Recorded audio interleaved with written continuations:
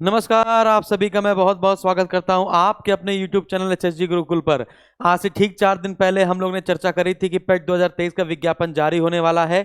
जैसे मैंने पेट 2023 का विज्ञापन जारी होने वाला है ये बोला, वैसे सब लोग भड़क गए और भड़क गए। तो फिर हमने कहा नहीं भैया, नहीं बोलना है, नहीं तो बहुत चिल्लाएंगे लोग, क्या कहेंगे, अच्छा अच्छा अभी पेट 2022 की वैकेंसी कंप्लीट नहीं हो पाई, ये देखो आ गए अपना मुंह उठा के कहने के लिए पेट 2023 का विज्ञापन जारी होने वाला है। फिर मैंने अपनी बात को वहां पर विराम दे दिया। हमने कहा चलो भाई 4 दिन बाद आ जाएगा, तभी उसके ऊपर नोटिफिकेशन बताया जाएगा या फिर वीडियो बनाया जाएगा। और जैसे विज्ञापन अपलोड हुआ, सबसे पहला वीडियो आपने देखा होगा हम लोग का, मेरा पहले सबसे पहले शॉर्ट गया होगा एक, है ना, 30 सेकंड का, और इसके बाद फिर सैलेन सर ने आपको पेट 2023 का जो विज्ञापन है अच्छे से पढ़कर बताया होगा।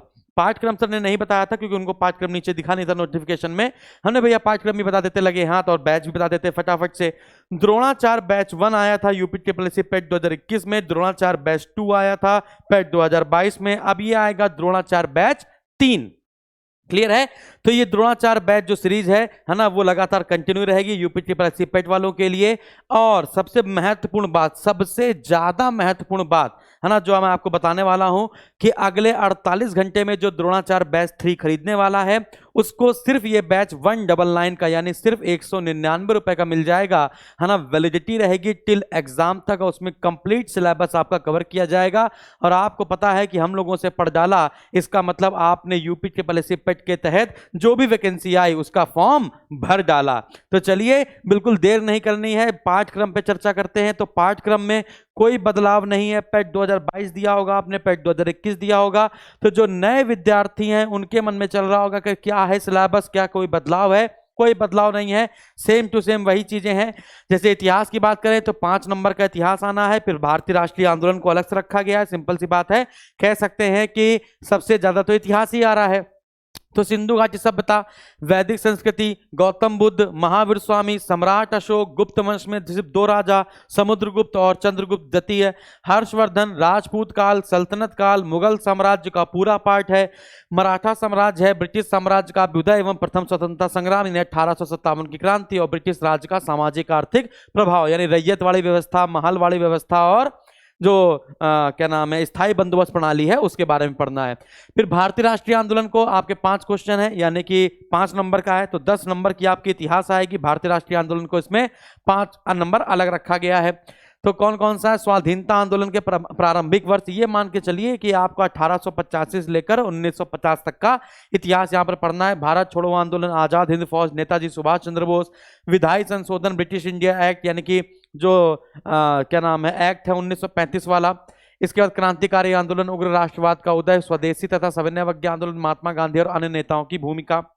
तो ये हो गया इतिहास का। भूगोल का देखा जाए तो भारत एवं विश्व का भौतिक भूगोल में क्या क्या पढ़ना है, इस टॉपिक में क्या क्या सब टॉपिक है? नदियां, नदियों की घाटी, भूजल संसाधन, पर्वत पहाड़ियां तथा हिमनद, मरुस्थल और शुष्क क्षेत्र, फॉरेस्ट्री मतलब वन, फिर खनिज संसाधन विशेषकर भारत में।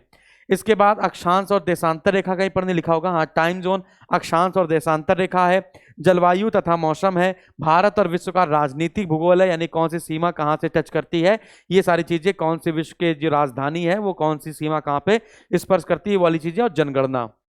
फिर इसके बाद है ना, जो ज्योग्राफी है वो भी आपका 5 अंक का है, याद रखिएगा।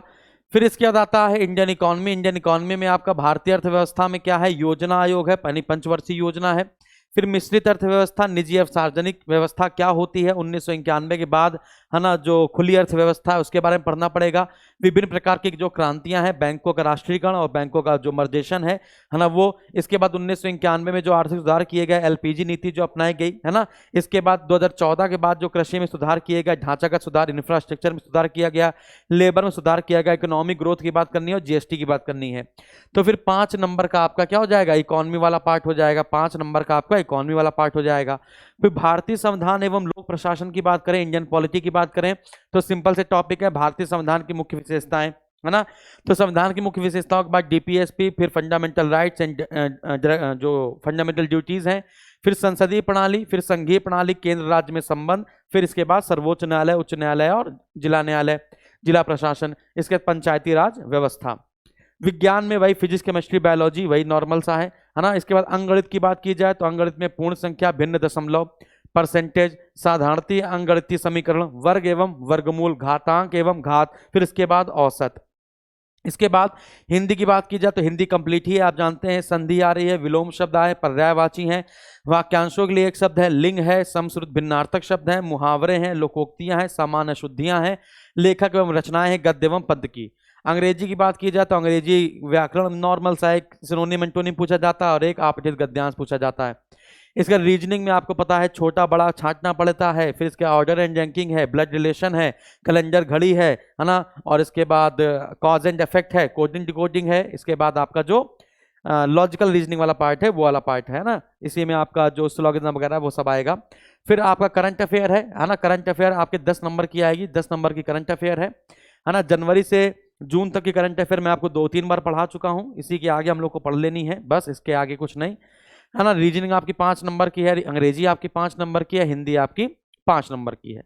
फिर इसके बाद आगे बढ़ते हैं, फिर आता है स्टैटिक जी के, जैसे भारत के पड़ोसी देश, देश राजधानी मुद्रा, भारत के राज्य व केंद्र शासित प्रदेश कौन से हैं, भारतीय संसद, राज्यसभा, लोकसभा, संसदीय शासन प्रणाली में ही पढ़ लेना है।